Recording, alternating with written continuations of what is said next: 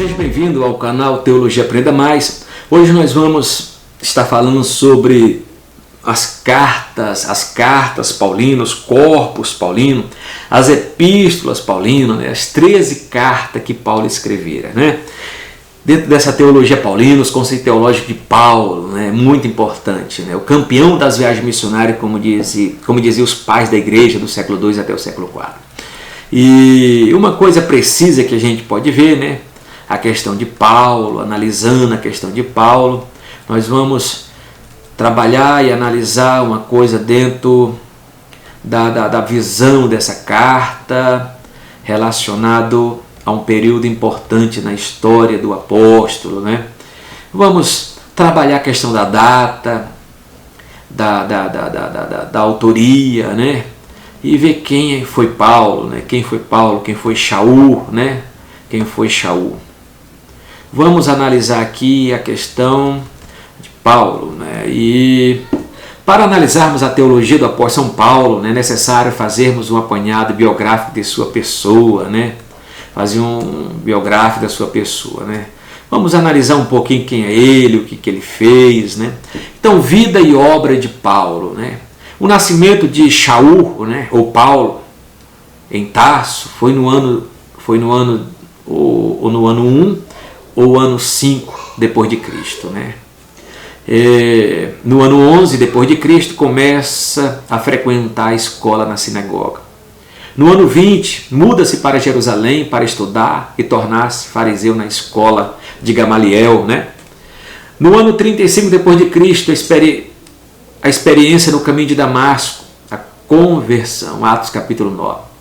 E no ano 37 está na Arábia, Damasco, e faz uma rápida viagem a Jerusalém. Passa 3 anos, aprendendo aos pés de Jesus ressurreto. Nos anos 44 a 45, passa alguns anos em sua terra natal, Tarso. Entre 46, ele está em Antioquia da Síria, lá foi levado por Barnabé no capítulo 11, de Atos.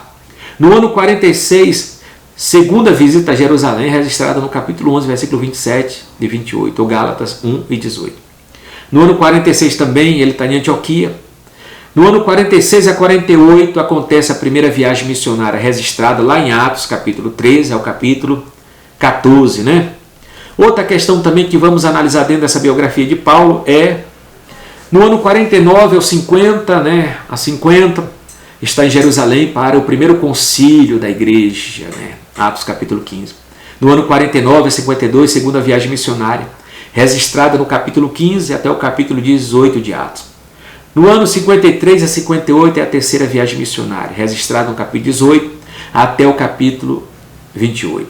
No ano 58, quarta visita a Jerusalém, Atos capítulo 20, versículo 16.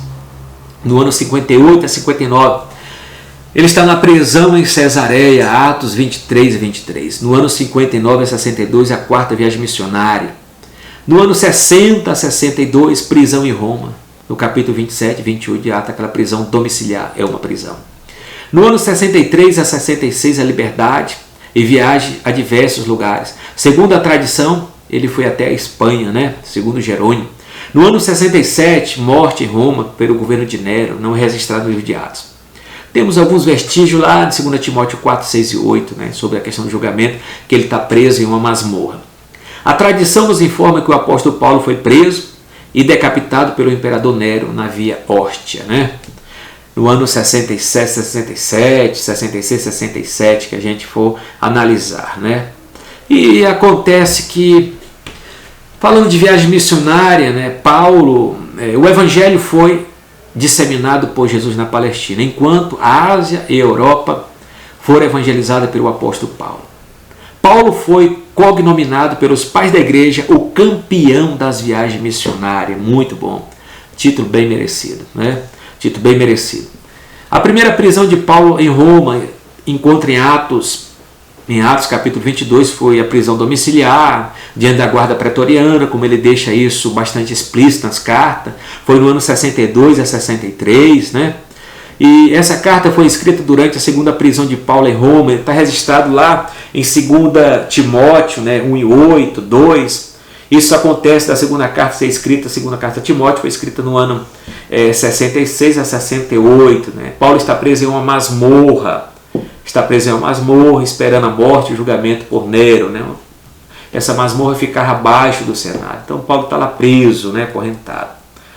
E outra questão também que a gente analisa também, a questão de Paulo, é que muitos conversam, né? A aparência física de Paulo. Muito se tem discutido sobre a sua aparência física, mas a Bíblia nada fala a respeito. O que se costuma dizer em nosso meio é provavelmente da tradição que, segundo a obra apócrifa, chamado Atos de Paulo, tá? É uma obra apócrifa, escrita na segunda metade do segundo século, diz: E viu Paulo se aproximando, um homem pequeno de estatura, com cabelos ralos na cabeça, tinha grandes olhos. A versão armênia acrescenta olhos azuis, né? Torto de perna, ele tinha problema nas pernas, torto de pernas, né? O corpo em bom estado, com sobrancelhas ligadas uma na outra, misericórdia. E nariz um tanto grande, cheio de graça, né? Pois algumas vezes ele se assemelhava a um homem e algumas vezes tem o rosto de um anjo, né? É uma história apócrifa, né? O chamado romance religioso. Então isso saiu no segundo século, esse livro, Atos de Paulo, é por isso que fala, não, Paulo era baixinho, né? Paulo tinha as pernas tortas, Paulo mancava, Paulo tinha a sobrancelha ligada na outra, tinha um nariz pontudo, entendeu? Não era figura muito bonita, não. Uma questão também que vamos ressaltar, Corpus Paulino, é o nome que se dá às 13 cartas atribuídas a Paulo. Elas são a principal fonte de nosso conhecimento sobre a pregação do apóstolo Paulo. Outra fonte são os seus sermões em Atos, né? E alguém já disse, ai de nós que não fosse as cartas paulinas. Realmente, ai de nós que não fosse as cartas paulinas. É nessas cartas que nós encontramos o governo da igreja, é nessas cartas que nós encontramos obras sobre salvação, sobre cristologia, sobre soteriologia, sobre hamartiologia, sobre todas as doutrinas fundamentais da fé cristã. E principalmente aquelas perguntas que a igreja de Corinto fez. Pode isso, Paulo? Pode aquilo, Paulo? E de lá está a resposta nas 13 cartas, né? As respostas nas 13 cartas. Os escritos de Paulo são os documentos mais antigos do Novo Testamento, né? Segundo a carta de Pedro 3, 15 e 16, já circulava primeiro do que os evangelhos, né? Ela veio primeiro do que os evangelhos. Outra questão, achados arqueológicos. Cálculos baseados na inscrição de Galho, uma cópia pública de uma carta do imperador romano ao procônsul da Caia. Pode-se afirmar que primeira Tessalonicense foi escrita entre o ano 50 ou 51. Então esse cálculo, foi achado, né, uma inscrição lá de Gaio, né, na cidade de Delfos, e lá tem o período que Gaio, né, foi governador, né, em Corinto. Então se baseia no ano 50 e 51. Então a carta de Tessalonicense é dessa data, né? Uma base arqueológica para se pensar sobre isso. E a gente vai pensar o que? A ordem cronológica dos 27 livros do Novo Testamento é o seguinte. Tiago provavelmente foi escrito no ano 45 a 50, Gálatas no ano 49, 1 e 2 Tessalonicenses no ano 50 a 51, Marcos possivelmente foi escrito no ano 50 a 60, Mateus no ano 60 a 63, Coríntios, primeiras no ano 56, Filipenses no ano 63, são as chamadas cartas das prisões, né? Filemon, uma carta da prisão também foi escrita no ano 63 a 64, Pedro foi escrito possivelmente no ano 63 a 66, 1 Timóteo 63 a 66, Tito no ano 64 a 68, Hebreus no ano 66, entendeu? 2 Coríntios 57, Romanos 57 e 58, Lucas no ano 60, Atos no ano 61, Colossenses no ano 61, Efésios no ano 61, são as cartas da prisão, Colossenses, né? Efésios, Filipenses e Filemão são as cartas das prisões, né? Romana. No 2 Pedro 66, 2 Timóteo 66, Judas 70, 80, João o Evangelho, né? 85 a 90, as cartas de João 90 a 95, Apocalipse possivelmente no ano 90 o ano 100 que foi escrito, né? Então, as cartas de Paulo, essas 13 cartas não aparecem em nosso Novo Testamento na ordem que foram escritas, pois a primeira a ser escrita parece ter sido 1 Tessalonicense, e a última foi 2 Timóteo. As cartas de Paulo estão em ordem decrescente, de tamanho, começando com a mais longa, Romanos, e terminando com a mais curta, Filemon. Não é possível dizer com absoluta certeza onde e quando cada carta foi escrita, né? Mas pela própria carta a gente já começa a analisar onde que ela foi escrita. E questão, as 13 cartas pode ser classificada da seguinte maneira. As primeiras cartas, 1 Tessalonicenses, 2 Tessalonicenses, ao que tudo indica, essas não são apenas as primeiras cartas que Paulo escreveu, mas também os primeiros livros do Novo Testamento a serem escritos. As cartas principais romanas, 1 Coríntios, 2 Coríntios, Gálatas, essas cartas abordam importantes temas a respeito da obra redentora de Cristo, de como o ser humano é aceito por Deus, do lugar que o povo de Israel ocupa no plano redentor de Deus, da função da lei de Moisés na vida dos cristãos, da conduta dos seguidores de Jesus na comunidade cristã, que é a igreja, né? Outra questão é as cartas escritas em prisões, que eu já até falei um pouquinho, vou falar mais ainda, mais profundo. As cartas escritas em prisões, Efésios, Filipenses, Colossenses, Filemão. Não é possível dizer onde Paulo estava preso quando ele escreveu essas cartas. Alguns sugerem Cesareia, a maioria prefere Roma, né? A mais esmagadora é Roma, né? Na prisão lá do capítulo 28. Né?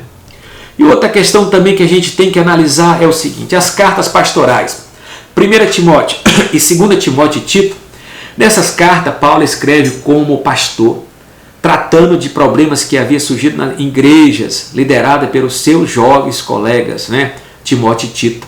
Era chamada cartas pastorais a partir do século XVIII pela escola alemã, né? Assim como também no século XVIII se chamou Evangelho Sinódico, titulou o problema sinódico, a questão sinódica que eu falei.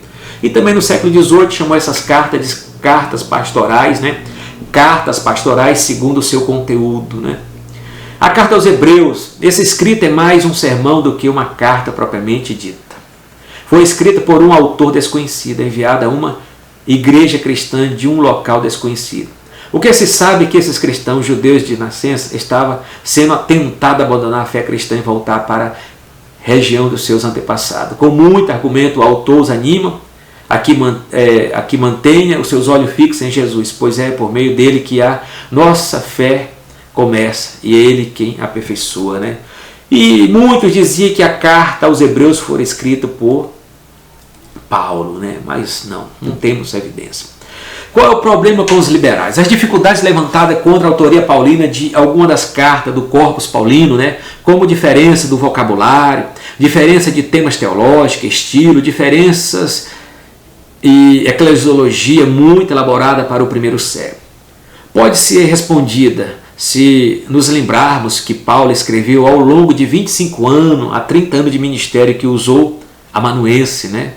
E ele foi envelhecendo, foi mudando algumas coisas também.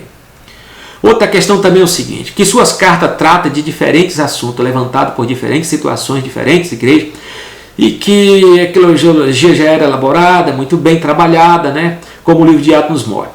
Estudiosos comprometidos com a integridade das 13 cartas têm satisfatoriamente respondido aos argumentos levantados a essas contradições, né? E outra questão é o seguinte, qual a fonte da teologia de Paulo, né? Qual a fonte da teologia de Paulo? Paulo era um homem de 3 mundos, né? Um homem que tinha um conhecimento muito grande da cultura hebraica, né? Ele tinha um conhecimento muito grande da cultura hebraica, dos seus conceitos, costumes, crenças e práticas. Paulo também tinha um conhecimento da cultura romana, né? As suas leis, os seus costumes, as suas jurisdições, crenças e práticas. Paulo tinha um grande conhecimento da cultura grega, né? Da cultura grega, a filosofia, os poetas, os mitos, né? Todos os conceitos da filosofia, toda a história da filosofia, todo o conhecimento grego, ele tinha conhecimento, né? Ele tinha conhecimento.